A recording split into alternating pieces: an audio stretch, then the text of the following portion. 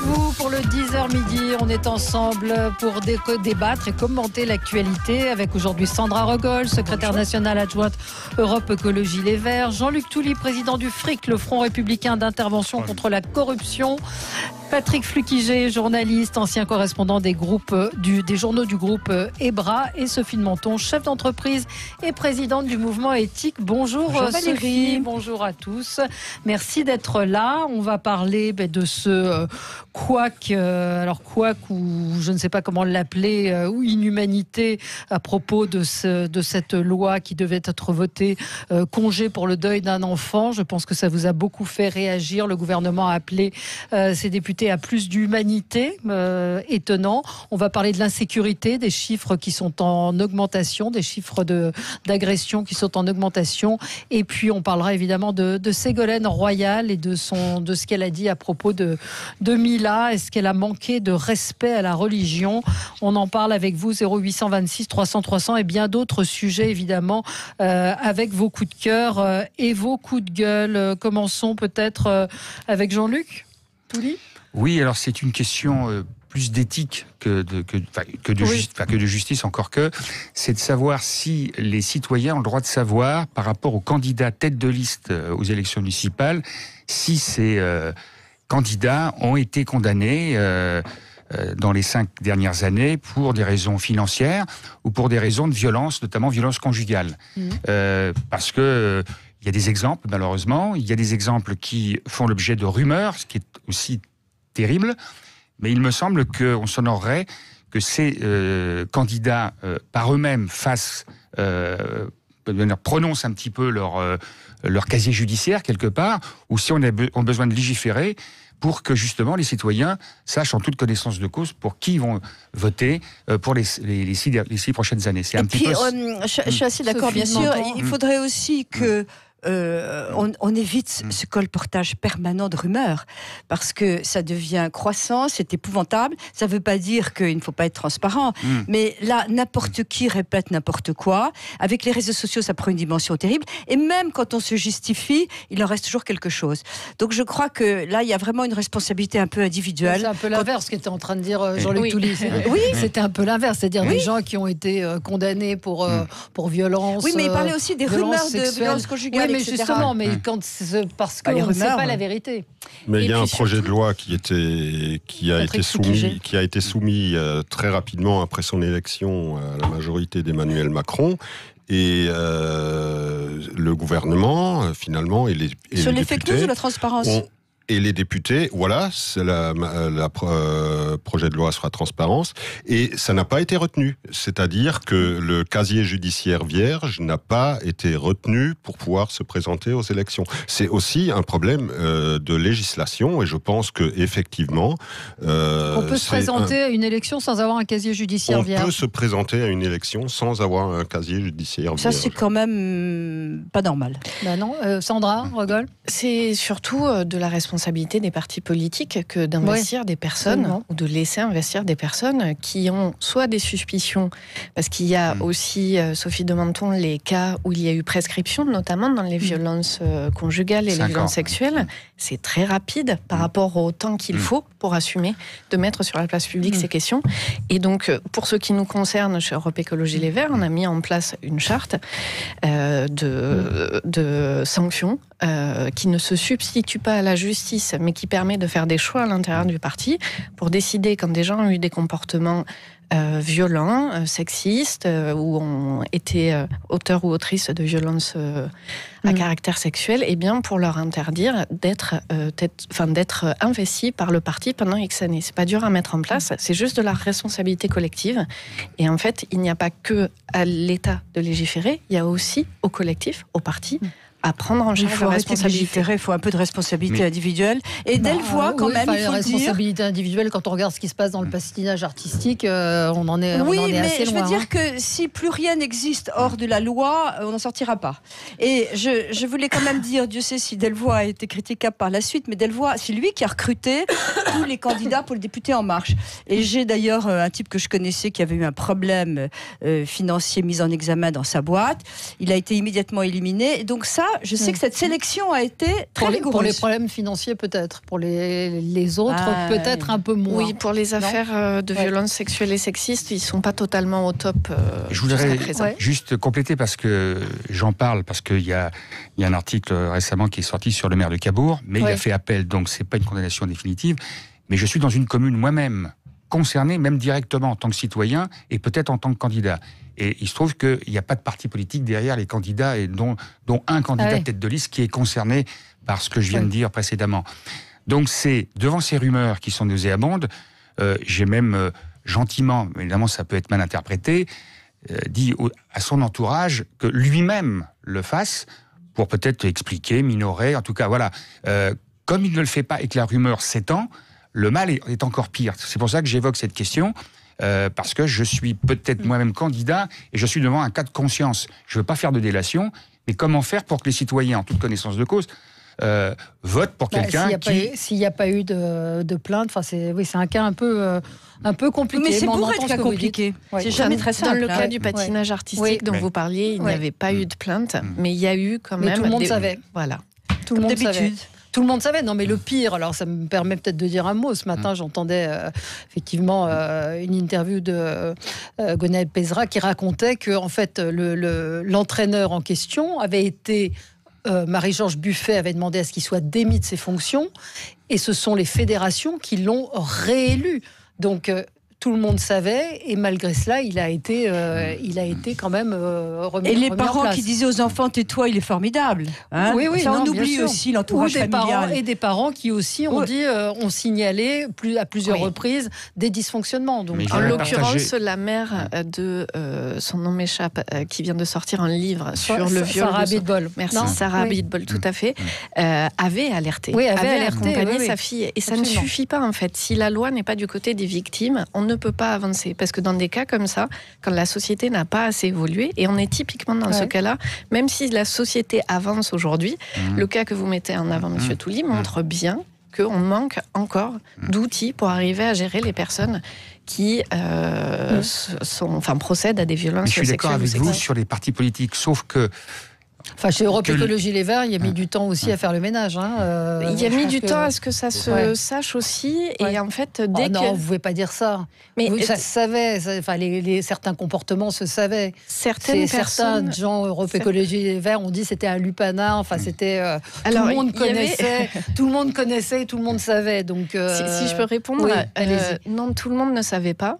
Mais il y avait une confusion savamment entretenue par le bourreau, en l'occurrence, entre ce qui est de la liberté sexuelle, ce qui est quelque chose qui est très important et qui l'était encore plus à cette époque-là chez les Verts, et le fait de tirer parti de sa position pour violenter une femme et s'accaparer son corps. Ce sont deux choses très différentes, mais comme beaucoup de prédateurs de ce type-là, et je pense que tout ce que je viens de dire est peut-être sous le coup de la loi, mais tant pis, beaucoup de personnes comme lui sont très... il y en a plusieurs chez vous. Sont capables, en tout cas, de manipuler l'opinion pour faire naître le doute sur la réalité des actes. Et c'est ce qui s'est passé. Dès qu'il y a eu une certitude, en tout cas dans le corps collectif et pas juste chez quelques personnes, dès qu'il y a eu une certitude sur ce qui s'est passé, on a accompagné les victimes jusqu'au procès. Alors, juste par rapport à ce que disait Sandra sur les partis politiques qui doivent faire le ménage. Mais le fait que le Conseil d'État, tout récemment, a décidé d'en finir avec les dispositions dans les communes de moins de 9000 habitants, de ne pas mettre le sigle, etc. Comme nous sommes la commune dont je parle est justement en dessous, à 8000 habitants, effectivement, là, peut-être que les partis politiques qui ne devaient pas apparaître, mais comme la décision du Conseil d'État d'arrêter un certain nombre de choses que Castaner avait mis en place pour les élections municipales, peut-être que, fin de compte, ça va être le cas. Allez, Sandra, votre coup de cœur.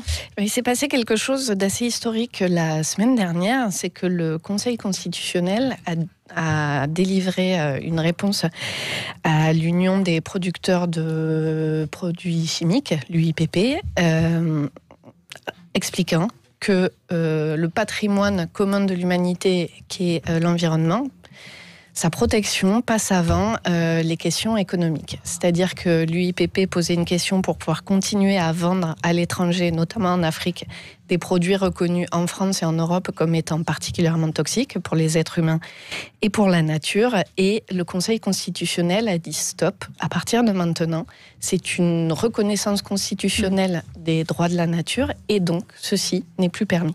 Bien entendu, l'UIPP répond, c'est pas très grave, on va produire dans d'autres pays et comme ça, vous ne nous ennuierez pas trop. Mais ce qui vient d'être décidé est véritablement historique et on rentre dans une réflexion qui est peut-être l'environnement passe avant l'économie. Alors, par rapport à l'économie débridée et irréfléchie, oui. Alors Sandra, là franchement... Parlez bien dans le micro, Sophie. Oui, je pense que c'est mal formulé. Autant il est important de ne pas laisser exporter des produits qui sont dangereux, etc. Autant je suis d'accord. Autant résumer en disant l'économie passe derrière l'écologie, je suis absolument contre. L'écologie n'arrivera... C'est pas derrière l'écologie, parce que l'écologie, ça comprend l'économie, mais c'est derrière... Je suis heureuse de l'entendre. Derrière la protection de la nature. Il ne se passera quoi que ce soit si les entreprises ne gagnent pas de l'argent dessus. Si les entreprises perdent de l'argent, on le voit en ce moment avec les recharges électriques pour les automobiles. On le voit partout, on est en train d'arriver à un dysfonctionnement. Les ventes de voitures baissent. C'est juste une observation. Je ne le regrette pas, mais c'est une observation. Après, ça va être l'horreur, comment l'automobile, les emplois, etc.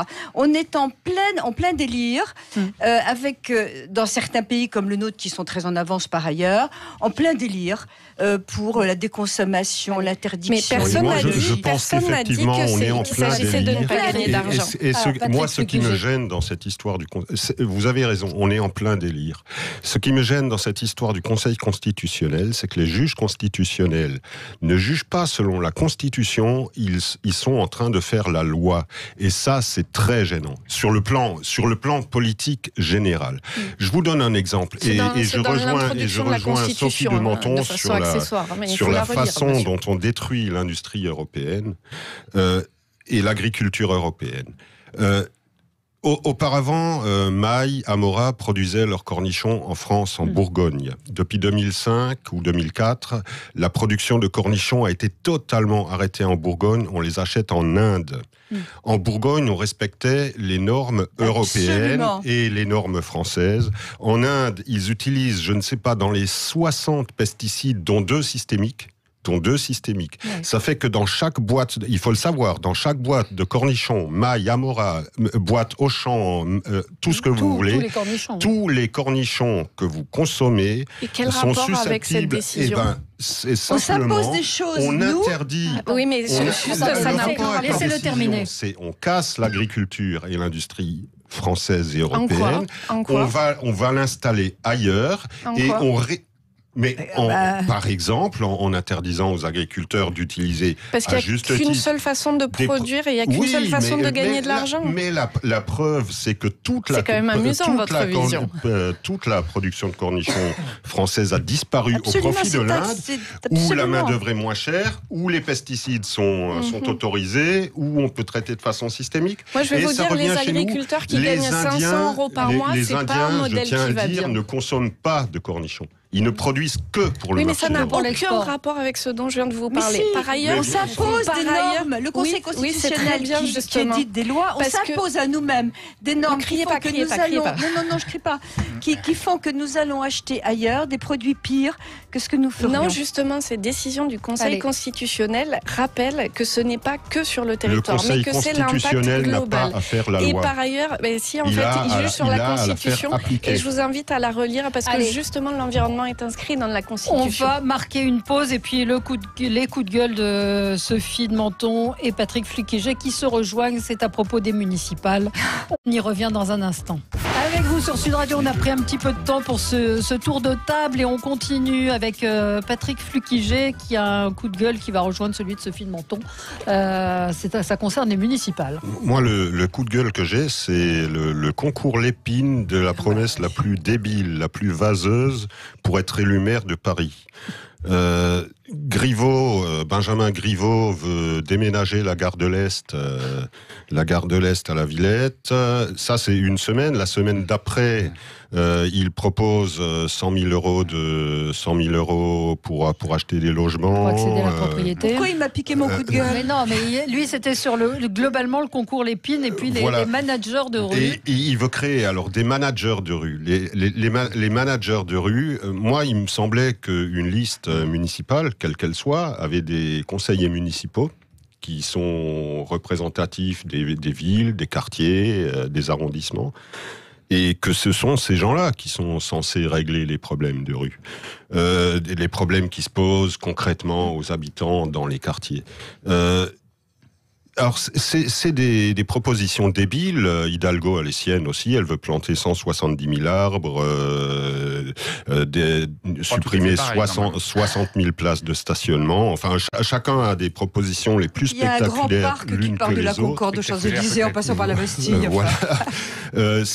Alors, non seulement ces propositions sont débiles, mais idéologiquement, elles révèlent quand même beaucoup de choses.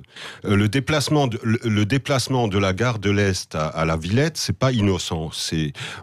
Là, visiblement, il y a l'idée de créer à Paris un Boboland ouvert aux gens bien et tout, et puis on évacue ce qui gêne en banlieue ou en proche ou moyenne banlieue. Pareil pour les managers de rue. Je tiens quand même à dire que sous le régime nazi, ça existait les managers de rue. Ça s'appelait des Blockleiter, qui étaient chargés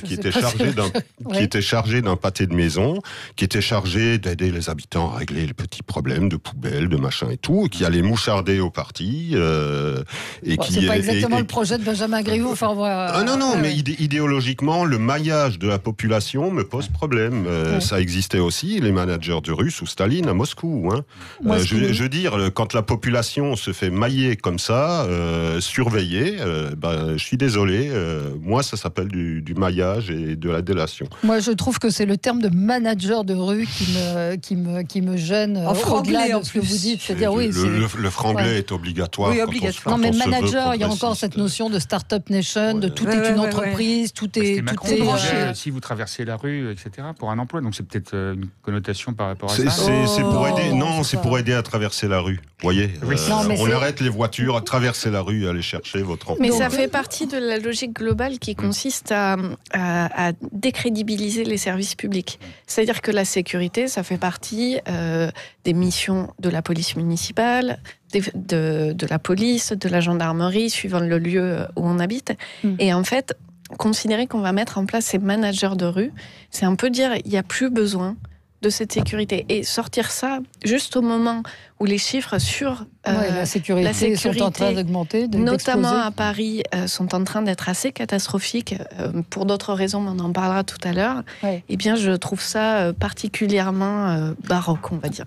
Ouais. Sophie, vous, c'est également une proposition de Benjamin Griveaux. On va pouvoir peut-être en faire toute la semaine. Ah oui, on a de quoi faire. Moi, j'ai pris un peu le côté économique parce que dans la même intervention, il a déclaré que Paris était en faillite et que ça avait été horriblement mal géré, etc.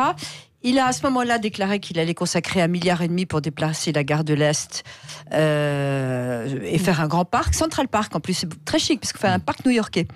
Et ça 10 fois moins grand que Central Park. Hein. Oui, enfin, il a appelé ça Central Park. Et ensuite, alors là, les bras m'en sont tombés. Il va filer 100 000 euros à ceux qui veulent acheter un appartement à Paris. Mais comment on peut dilapider l'argent, le nôtre, le vôtre, là, enfin ceux des Parisiens, ceux qui ne sont pas Parisiens ont beaucoup de chance en ce moment, réjouissez-vous.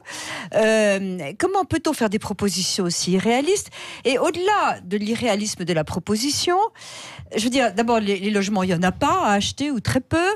Ensuite de ça, c'est de l'argent qu'il n'a pas, il est incapable économiquement de justifier ce qu'il propose. Et ce qui est très grave, c'est ce que vous disiez, c'est que, on achète des voix. Je veux dire, là, c'est à combien l'électeur sans compter la verdure. Paris va être un grand pré. Et alors là, ils sont tous d'accord pour faire du vert partout. Dans certains arrondissements. Mais c'est un peu la tendance partout dans les grandes villes. Mais je veux dire, New York est un bon exemple du fait que c'est pas une si grande catastrophe. Je suis tout à fait d'accord. Je suis ravie qu'il y ait des petites paquettes des arbres. Sur l'histoire des 100 000 euros. Les 100 000 euros. Sur l'histoire des 100 000 euros, pour être tout à fait juste, ils vont. Dans la surenchère. Ils octroieraient 100 000 000 euros. octroierait Et quand de l'appartement serait vendu, Oui. le propriétaire rembourserait. Ça s'est jamais vu des trucs pareils. Sur la plus-value. C'est une Enfin, gestion un peu financière une usine à inouïe. gaz. C'est une usine à gaz, c'est une gestion financière incompétente. C'est les banques qui vont rentrer dans le coup parce que personne n'a cet argent. C'est endetter des gens, c'est du crédit au nom de quoi? Est-ce qu'un candidat Et ça va va suggérer du encore crédit? faire monter le prix des logements à Paris, si c'est appliqué. Moi, Oui, je c'est ne ce que crois disait pas, le patron mais- de Century 21. Alors Oui. c'est amusant, Sophie de Menton, Ouais. parce que vous avez exactement les mêmes arguments que Yann Brossa hier. Comme quoi. Que qui Yann Brossard. Yann Alors, Brossard, il est l'adjoint au remarquable, vous logement. savez qu'on l'a reçu à Éthique, c'était très intéressant, je le dis au passage, parce qu'on l'a reçu avec tous les candidats aux européennes. Et j'avais demandé aux chefs d'entreprise qui étaient là, on était 150, de dire, oubliez vos tendances, oubliez votre parti, oubliez tout, quel est celui des candidats qui vous a convaincu? Eh bien, figurez-vous que c'était Yann Brossard.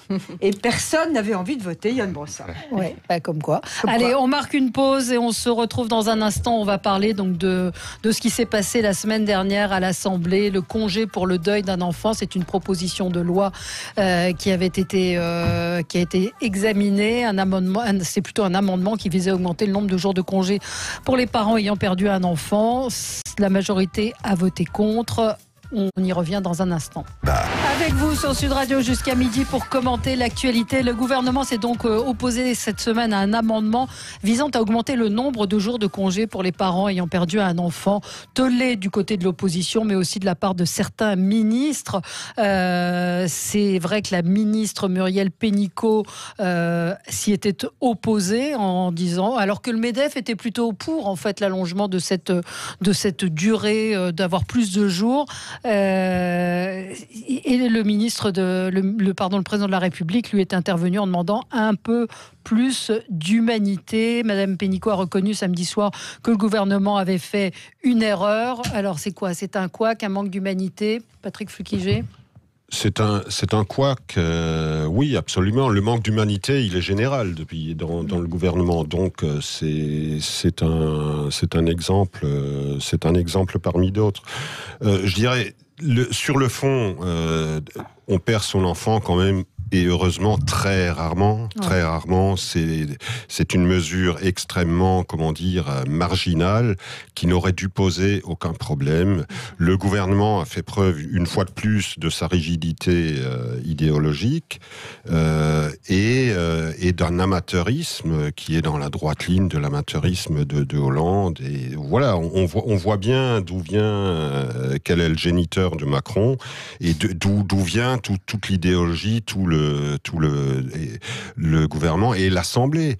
Il ne faut pas oublier que plus de 30% des députés ont été recrutés par Delevoye, le fameux, grâce à un QCM sur Internet. Je veux dire, ce sont quand même des gens on n'a jamais eu une Assemblée nationale aussi incompétente, aussi idéologique, aussi godillot. Est-ce que ça n'a pas toujours été le cas? Des assemblées nationales godillot. Ils voulaient des gens sans expérience, ils les ont eu. Oui, mais là, ils voulaient des gens sans expérience qui pensent refaire le monde à coup de discussions de bistrot. Ça a toujours existé, mais jamais à ce point-là. Alors, ce matin, Olivia Grégoire, députée La République En Marche, dit qu'il faut faire preuve d'humanité avec les députés qui ont voté contre la proposition de loi. On ne peut pas leur reprocher de suivre leur majorité. Non. Je vais faire preuve de nuance. Premièrement, vraiment, je voudrais être nuancée. Donc, premièrement, c'est absolument horrible sur le principe de refuser quelques jours à des parents qui ont perdu un enfant. Je veux dire, c'est un coup de poignard dans le cœur quand on entend ça. Mais il faut revoir les choses telles qu'elles sont. La ministre de l'Emploi est partie d'un bon sentiment. Je crois qu'elle n'a pas regardé vraiment d'un point de vue émotionnel ce qu'il y avait là-dessous, et elle a eu pour la première fois, excusez-moi, un réflexe, tiens, on va pas taxer encore les entreprises en leur mettant, il y avait eu le congé de paternité, il y avait eu des tas de choses, et elle s'est dit, franchement, on va pas la flinguer pour ça, elle s'est dit, on va pas rajouter des jours. Non mais Sophie, ce serait le congé de paternité, je veux bien, mais là c'est un sujet éminemment émotionnel. Alors, je finis, je peux juste lire sa phrase. Elle dit sur un congé payé 100% par par l'entreprise. Quand on s'achète de la générosité à bon prix sur le dos des entreprises, c'est quand même un peu facile. Oui, n'importe quoi sur la cantine, sur ce que vous voulez. Oui, je ne dirais pas le contraire. En tant que mère, ça m'est juste intolérable. Mais je ne veux pas flinguer cette femme qui s'est pas rendue compte. Elle a réagi en techno, c'est vrai. Elle s'est pas rendue compte, elle est ministre, bon sang. Non, mais alors elle a réagi tout de suite après. Attendez, c'est facile de lâcher les gens. Ils en sont malades. Alors maintenant, le balancier est parti dans l'autre sens. On veut effectivement les frais d'enterrement, etc. Enfin, tout ça est horrible et légitime si on veut. Mais arrêtez de... Je crois que objectivement, elle a réagi en techno, en analysant est-ce qu'on rajoute des jours de congé, etc.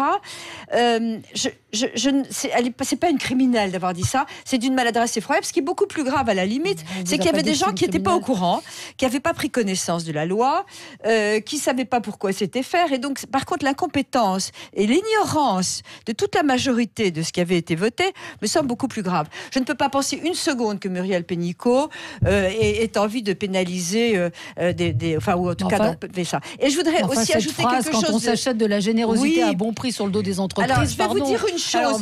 Dans mon entreprise, dans mon entreprise, c'est arrivé à une femme. Et elle m'a dit... Elle est arrivée le lendemain. Je dis, mais qu'est-ce que vous faites là? Elle m'a dit, je ne peux pas rester chez moi. Oui, mais ça, c'est des cas particuliers. Non, mais l'émotion, c'est partout. Oui. On sent que Sophie rame, là, en ce moment. Ouais. Non, en parce que vous n'allez pas dire qu'elle a voulu... Sophie, si je peux... Alors, Sandra Regol. Pour en avoir discuté un peu avec des gens députés En Marche, l'explication sur...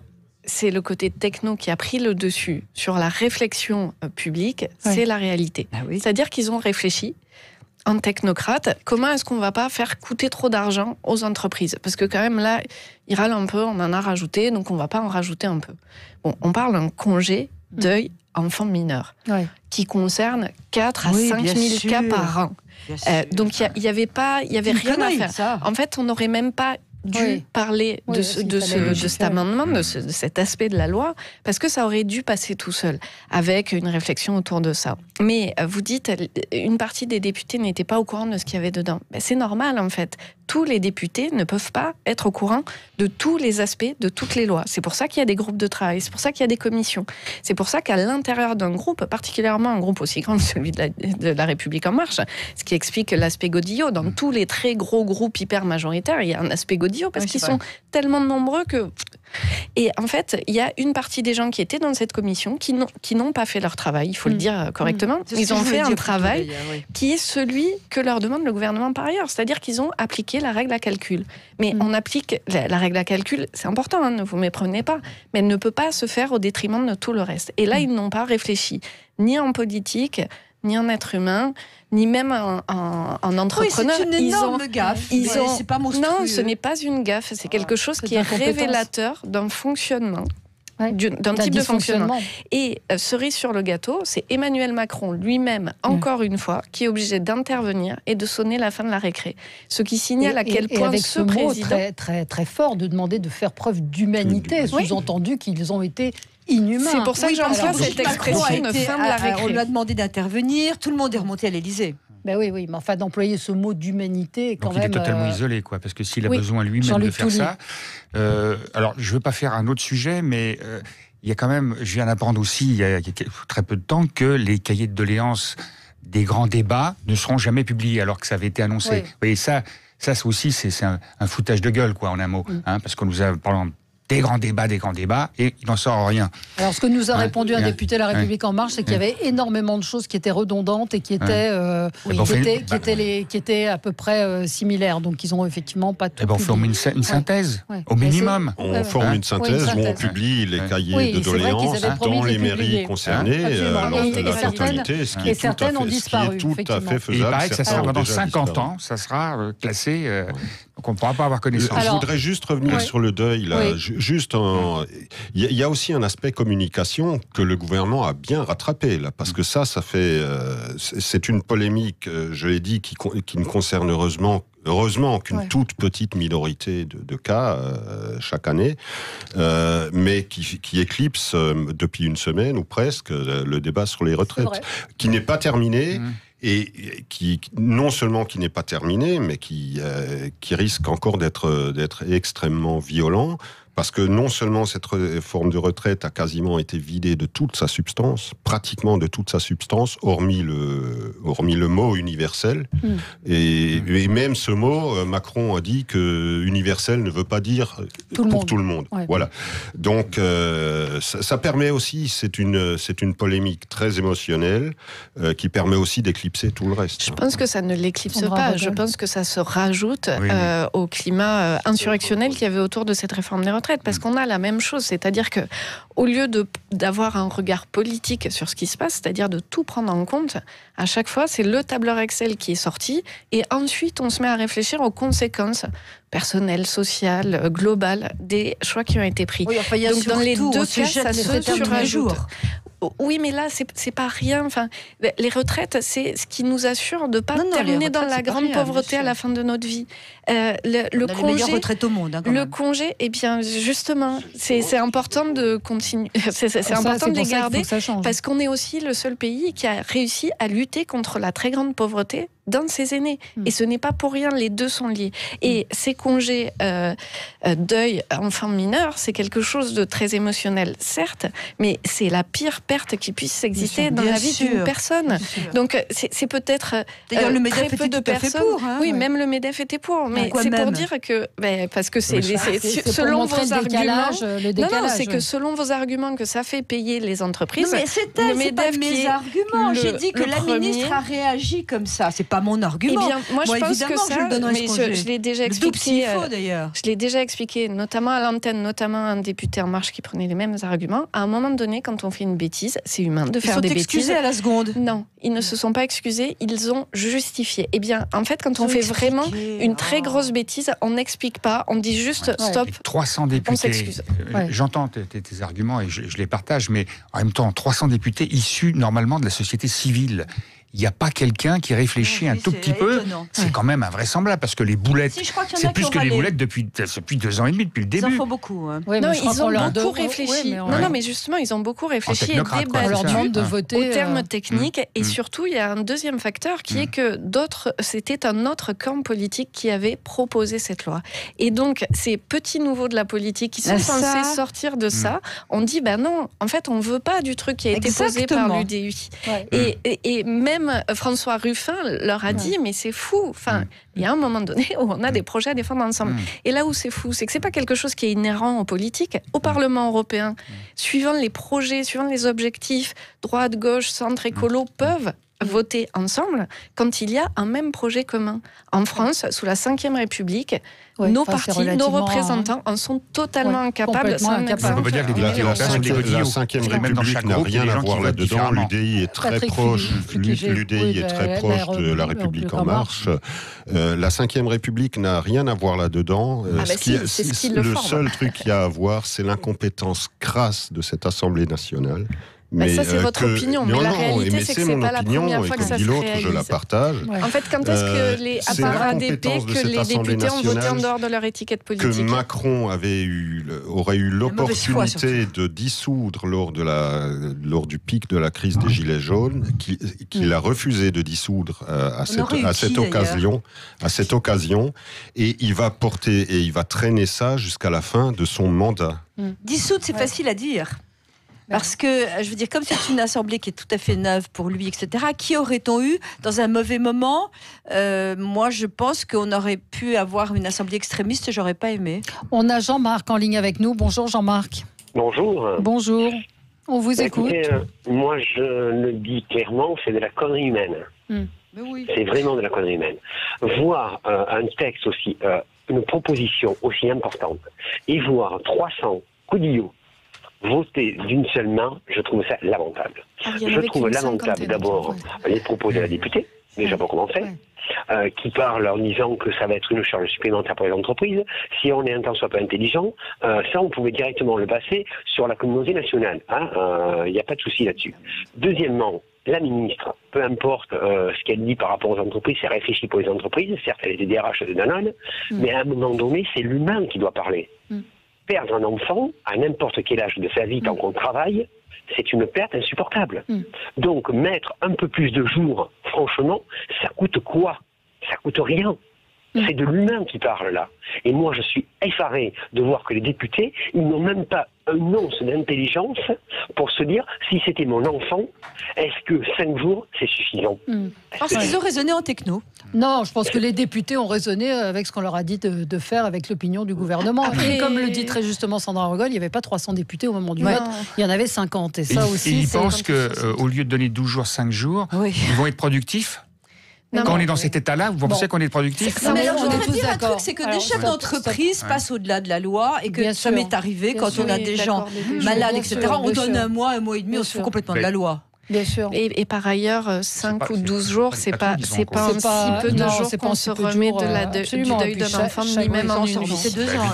Allez, on va changer de sujet. Parlons donc, là aussi, ça a fait beaucoup réagir. Ségolène Royal, qui était interviewée sur France 3 ce week-end à propos de l'affaire de la jeune Mila. Écoutez ce qu'elle disait. Je refuse de poser le débat sur la laïcité à partir des déclarations d'une adolescente de 15 ans.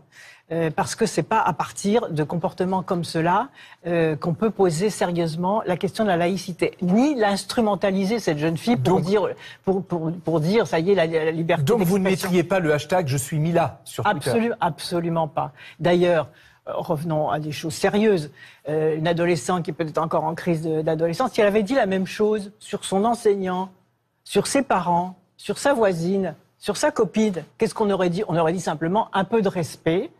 Alors, critiquer une religion, ça n'empêche pas d'avoir du respect, ça n'empêche pas d'avoir de l'éducation, de la connaissance, aussi d'être intelligent par rapport à ce qu'on dit, et certainement pas d'ériger une adolescente qui manque de respect comme le parangon de la liberté d'expression. C'est pas faux non plus. Voilà. Alors, c'est pas faux non plus.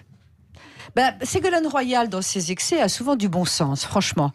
Et c'est vrai aussi que il faut pas faire de cette gamine le parangon de. On fait pas le parangon. Elle insulte une religion. Non, mais elle insulte même pas. Elle insulte. J'ai pas le bon mot. Elle dit ce qu'elle pense d'une religion. Parce qu'elle pense. Excusez-moi, elle a aussi. Elle fait les deux. Elle dit ce qu'elle pense et elle insulte. Il y a les deux. Elle a quand même eu des propos d'une violence. Pour des gens qui sont croyants. Mais ça mérite la mais bien peine sûr de mort. Que non, ça ne mérite pas. Oui, mais parce que c'est extraordinaire, on ne peut pas avoir une opinion nuancée. C'est complètement de sa faute, c'est épouvantable, ou c'est insupportable. Eh bien non. Et puis alors, si on veut être nuancé, le type qui, sur France Inter, veut enculer le Christ parce qu'il est pédé, ça en fait, il y a à peu près les mêmes mots qui ont été tenus. Quand vous voyez sur Canal+, Youngpot. Oui. Oui, donc il faudrait un tout petit peu cet ado. La liberté d'expression existe. Cet ado, elle est ado. Elle a eu des propos inqualifiables. Elle mériterait de se faire engueuler par ses parents, d'ailleurs. Et puis, je veux dire, voilà, on peut être un tout petit peu raisonnable. C'est que le parquet s'est saisi pour incitation à la haine. C'est là. Ça, c'était absurde. Comment ça, des propos inqualifiables? Expliquez-moi ça. Comment ça, des propos inqualifiables? On a le droit. Elle se faisait engueuler sur Facebook ou insulter sur Facebook. Parce qu'elle était lesbienne. Parce qu'elle était lesbienne. Voilà, elle répond à son insulteur. Voilà. Oui, le doigt dans le cul, mais moi ça me choque aussi. Mais comment ça, des propos inqualifiables? Je rappelle quand même que les journalistes et les caricaturistes de Charlie Hebdo ont été assassinés par des terroristes islamistes. Il faut arrêter de mettre les deux choses sur le même niveau. Non, mais tiens, c'est pas lié. En fait, le devoir des adultes, quand il y a des jeunes qui s'engueulent, c'est de prendre un peu de recul. On est dans un concours de lâcheté. Et pas de rajouter de l'huile sur le feu. Ça me fait penser au concours de lâcheté des démocraties avant-guerre, quand elles ont sacrifié la Tchécoslovaquie. Ça fait 2 points Godwin en une émission, ça fait beaucoup. Oui, mais il y en aura peut-être encore. Oui, c'est votre obsession apparemment tout hystériser. Quand on se baisse... Ceux qui étaient Charlie en 2015 aujourd'hui ne sont pas mis là. On met trop de... Non, on ne met pas trop de pression. On se couche devant la terreur islamiste, et c'est bien de la terreur islamiste. Vous avez exactement les propos du Rassemblement National qui sont les gens qui ont monté. Alors, si le Rassemblement National dit il fait beau, on va dire le contraire. Mais cette jeune fille aujourd'hui est assignée à résidence parce qu'il y a des gens qui sont stupides et qui la menacent de mort et qui sont poursuivis par la justice. Ils sont pas stupides. Ils sont dangereux ou stupides. Comme vous voulez les qualifier, je ne tergis... C'est bien là le problème. Eh bien, la justice fait son travail travail et les recherches. Et ces personnes doivent être bien. punies. En revanche, cette jeune fille, aujourd'hui, elle a aussi le droit de retrouver une vie. Oui. Et que tous les Et de pas être politiques condamnée. n'utilisent pas son histoire Exactement. pour en faire quelque chose d'énorme qui fait qu'elle n'a plus le droit d'avoir une vie. Il y a des gens qui la menacent, c'est une chose. Mais c'est les politiques Mais qui sont cet emballement responsables ou les médiatique- connards qui la menacent? Mais non, mais Les c'est deux. un ensemble de Mais choses, bien- Valérie, bien enfin. sûr que non. Les On n'a Bien sûr pas que non. à... Mais Si, c'est si, si. incroyable. Le Si, concours si. de lâcheté est Mais non, c'est une incroyable. mineure en Moi, plus. je vous rappelle Comme les Greta. paroles de Churchill. Ah bon, ouais. Vous aviez le choix Greta, entre c'est le effondrant. déshonneur et la guerre. Vous avez choisi le déshonneur. Allez, on vous aurez revient la dans guerre. l'hystérisation. Il y a Voilà. une jeune fille Non, aujourd'hui qui ne peut plus être scolarisée. Le rôle des adultes, c'est la faute de d'apaiser qui un peu le Mais débat. la faute de qui La faute des personnes qui sont poursuivies par la justice. Et D'accord. l'enquête se D'accord. mène. Et heureusement que la loi est respectée dans les deux cas. le débat, il est tout à aussi... Est-ce que vous d'accord, savez Alexandra. pourquoi est-ce que c'est rare, Ouais, notez-le. ouais. Est-ce que vous savez pourquoi est-ce que cette histoire a pris autant d'ampleur? Parce que le Rassemblement national est tombé sur Vous cette êtes aussi, c'est vidéo. votre point Goldwyn. Ah bah oui. Mais non, point Bah, Godwin, c'est quand on voilà. parle Il y a de la aussi, guerre. C'est une manière de le Et dire. quand C'est on le est point obsédé fait. par le Et en Rassemblement fait, national non, et il qu'on se suffit couche juste- devant la terreur, Il on suffit, fait je quoi me couche devant personne et employer cette je ne pense pas que expression les face à gens, une femme, je ne c'est pense pas très que déplacé, Caroline monsieur Fourest, Fétigé. Marika, Brett de Charlie Hebdo partagent les opinions du Front Je crois National. que tout n'est pas plus que Richard Malka. Non, mais- mais ces gens-là défendent Mila et Mais je défendent. n'ai pas dit ça, Mais- c'est très mais bien si, qu'ils mais la si. défendent. Et moi, je vous dis même, si Mais on vous, veut vous vraiment répondez Front défendre... National, Rassemblement Mais National. si vous me laissez Oui. finir au lieu de m'engueuler, Valérie. Et Ouais. donc, je vous dis, il y a eu une engueulade publicisée, c'est-à-dire que la même engueulade dans la cour du lycée, Oui. avec un garçon qui fait oui, des c'est insultes Oui. lesbophobes, la jeune fille qui répond avec d'autres Bien insultes, sûr. puis qui refait une deuxième vidéo. C'est pas sur le coup de l'énervement quand même qu'elle tient les propos très déplacés. Non, de ils sont pas l'histoire de déplacés. doigts. Je maintiens En fait- que ces propos ne Allez, sont pas allez, déplacés. on va marquer une pause et on se retrouve dans un parlez instant. Débat animé autour des propos de Ségolène Royal et de l'affaire Mila. Donc, c'est très. On vous a pas entendu, Jean-Luc Touly. Non, parce que vous savez que j'avais annoncé un dépôt de plainte contre Ségolène Royal par rapport Ah oui. à Donc, vous avez pas le droit de vous l'utilisation. expliquer sur elle? Mais comme elle a été débarquée, on ne sait pas si elle a été débarquée ou c'est elle qui est partie, enfin bon, les deux en gros, on n'a pas été plus loin. Non, je pense que elle est pas forcément la meilleure personne pour parler de ça. Mais moi, je suis partagé par tout ce qui a été dit. Quand je l'ai entendu, j'essaie d'être honnête, ça m'a choqué les termes qu'elle a employés. Maintenant, le fait qu'elle soit attaquée comme ça avec des menaces de mort est intolérable. Absolument. Mais je trouve que la façon dont elle l'a évoqué, peut-être qu'elle avait des raisons, mais je trouve que ça dévalorise parce que quand on est d'une vulgarité à ce Ouais. point-là, ça m'a gêné. Malheureusement, Voilà. c'est un peu les jeunes aujourd'hui, cette vulgarité. Mais Oui, vous êtes oui. à côté du débat, je pense. Non, on n'est aussi. pas à Vous côté êtes du totalement débat. à côté du On débat. est d'accord sur Parce la que- vulgarité. parce que Moi, faut jamais faire j'aurais un cas utilisé symbolique. ces Ce n'est pas termes-là. un cas symbolique. Elle Mais est pas- on ne peut pas priver une jeune fille de Si. 15 ans de Si. lycée. Elle n'a plus le droit d'aller au lycée C'est un aujourd'hui. cas symbolique. C'est un cas À cause symbolique. de ça, parce En qu'il fait, y a il une n'arrive terreur pas- idéologique. Juste pour que vous ayez en tête, le rectorat n'arrive pas à lui trouver de lycée. Mais vous savez combien Pourquoi d'enfants se Oui. sont suicidés Oui. suite à du harcèlement? Parce qu'on est Exactement. dans Tout à un fait. cas de Tout à harcèlement. fait. Et auquel les parents ont demandé au rectorat de déplacer les enfants. Et les rectorats n'ont pas les moyens forcément de trouver. Non, mais là, c'est Et en fait, différent. on se Là, retrouve- vous êtes, on est les dans élèves un ne cas veulent de pas qu'elle vienne. harcèlement. Mais les enfants, Mais les élèves ne veulent pas qu'elle vienne parce qu'elle a critiqué l'islam. Et donc, Ce c'est qui du est harcèlement. scandaleux, Oui, c'est c'est bien exactement ça. Je suis là. Non, mais c'est parce C'est bien que c'est pas ça normal, qui est ça, c'est- scandaleux. Oui, C'est parce ça que ça, qui on est est d'accord. anormal. Oui, mais Que la vous prenez Madeleine la. catholique. C'est que des élèves. Alors, s'il y en a qu'un, s'il y en a qu'un qui la menace de mort et qui l'empêche de revenir au lycée, il faut l'exclure du lycée. S'il y en a 25, s'il y en a 100, ça pose un vrai problème de société. C'est un vrai là-dessus. problème de C'est pas une société. Mais le instrumentalisation rôle, politique. enfin, je veux dire, le rôle des médias à Si avoir elle en mis est là, ça, c'est parce qu'il y a je eu pense que plus instrumentalisation politique. on en met sur cette affaire, Et plus plus c'est elle néfaste souffre. pour tout le monde. Donc on Je se veux dire- tait, on met la poussière sous le Non, tapis. c'est pas de la Voilà. poussière Et on sous le laisse les gens tapis. se faire tuer. Et On pense à on Charlie les- Hebdo. Valérie, on ne laisse je pas viens faire de la dire justice qu'on fait son cours pour punissait punir ces les- mômes qui les l'ont personnes qui menacé. le menacent. Et On ça vous pose punissait pas de ces question mômes. de société?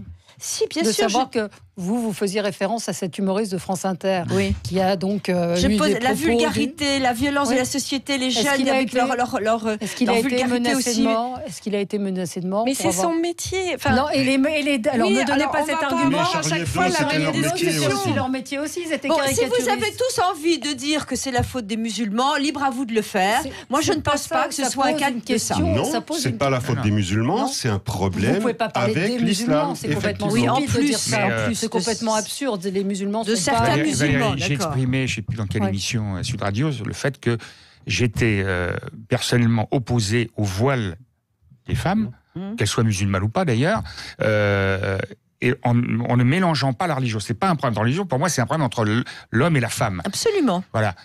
J'ai reçu effectivement, alors je sais pas au niveau de Sud Radio, mais en tout cas moi j'ai reçu des insultes aussi. Bon j'y réponds pas, parce que si on y répond, effectivement, on n'arrête pas. Sur Facebook, il y a tout. Il y a tout, on se déchaîne. Il ne faut pas se déchaîner sur ce genre de truc, c'est plus mauvais qu'autre chose. Le droit à l'oubli n'existe pas sur Internet. Non. C'est-à-dire qu'on ne peut pas faire retirer des choses qui ont été publiées. Oui, c'est vrai. Là, si vraiment on partage toutes et tous autour de cette table la volonté que cette jeune fille puisse retrouver une vie, parce que c'est une adolescente, elle a dit des choses qui étaient très vulgaires, etc. Mais il faut passer à autre chose, il faut lui laisser retrouver une vie. À un moment donné, l'emballement médiatique doit aussi se calmer, parce que c'est la seule façon avec laquelle on peut l'aider à avancer. On peut aider aussi le jeune homme qui a eu des propos, je le rappelle, lesbophobes à son encontre, et essayer de faire en sorte que ces jeunes qui, de façon complètement, je ne sais pas comment le qualifier, violente, refusent de la voir venir au lycée, puis on puisse établir un dialogue pour arriver à faire avancer les choses. Faut apaiser ce pays. Mais là, avec cette hystérisation du débat, où on oppose d'un côté les féministes avec les gens qui prennent le parti de la défense des propos tenus contre les musulmans, eh bien, on arrive à quelque chose qui fait perdre tout le monde et qui nous fait sombrer avec cette affaire. C'est la voie de la sagesse. J'insiste sur le fait qu'il y a une utilisation politique dont la première victime est cette jeune fille, quels qu'aient été ses torts dans l'affaire. Elle n'a aucun tort, je précise. Patrick si, elle a un tort, mais si, elle a un peu tort quand même. Et de ça fait, a monté en mayonnaise, de ils se fait, sont assis. Cette utilisation-là de tout ce qui a été fait ne fait que envenimer la situation, et la victime principale, c'est elle. Après, je vais vous dire sur le harcèlement. Moi, des appels au viol et des menaces, vous en avez reçu, j'en reçois des tonnes et des tonnes. Donc, en fait, c'est pas juste ce cas-là, c'est la réalité des réseaux sociaux aujourd'hui. Et je rappelle que tout ça s'est passé devant des centaines de personnes qui regardaient, et que la deuxième vidéo, celle où il y a les propos qui ont déclenché ce déferlement de haine dont elle est victime, n'est pas une vidéo qui est faite à chaud, c'est une vidéo qui est faite après pour répondre aux insultes qu'elle avait reçues. Est-ce que franchement, elle n'a pas raison de faire des vidéos comme ça? Est-ce qu'on est dans une société dans laquelle... oui, mais c'est grave cette époque. Voilà, on est dans une société dans laquelle la volonté de surexposition de sa propre opinion est en train de nous diviser d'une façon dont on ne sait plus le Je pense qu'il faut lutter contre réparer. ça en tant que phénomène. Se mettre en scène, et ces vidéos sont de toute façon contre-productives, dangereuses, et il faudrait essayer d'expliquer ça aux jeunes. Mais je pense que tous les partis politiques, pas un seul, sont aussi responsables. Tous les partis politiques. Moi, c'est que la deuxième fois que je m'exprime dessus, parce que je trouve qu'on a beaucoup trop parlé dessus, et que ça fait vraiment des victimes, c'est-à-dire les personnes qui sont milieu. C'est des victimes collatérales qui vont très loin. C'est une guérilla on n'a pas le temps nationale. d'aborder l'insécurité, effectivement, le point faible d'Emmanuel Macron, mais je crois que Christophe Bordet va en parler ce soir dans Les Vraies Voix. Puis on a le temps. Hein. Voilà, oui, puis on aura le temps d'en reparler. Je pense ça ne va pas être rétabli demain, la sécurité. Bouger. Merci à tous les quatre.